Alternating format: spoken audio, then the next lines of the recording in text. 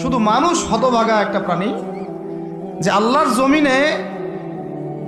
জমিনে থেকে আল্লাহর খেয়ে, আল্লাহর পরে, আল্লাহর বাতাস থেকে শ্বাস নিয়ে, আল্লাহর দেওয়া পানি পান করে, আল্লাহ পাকের দেওয়া অর্থ সম্পদ রিজিক স্ত্রী সন্তান সব ভোগ করে আল্লাহরই জমিনে আল্লাহ বিরোধী আইন চালু করে দিয়েছে।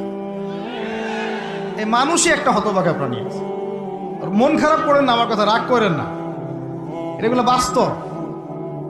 আর আমার দিকে তেড়ে এসে কোনো লাভ নাই, কারণ এটা হচ্ছে অকাট্য সত্য কথা যে আমরা আল্লাহ পাকের জমিনে আল্লাহর খেলাফতের দায়িত্ব পালন করছি না। আমরা আল্লাহ পাকের জমিনে আল্লাহর নিয়ামতগুলো ভোগ করে আল্লাহ বিরোধী অপশক্তির স্বার্থ রক্ষা করছে। না হলে বাংলাদেশের মতো জায়গায় কেউ ট্রান্সজেন্ডার চালু করতে পারে?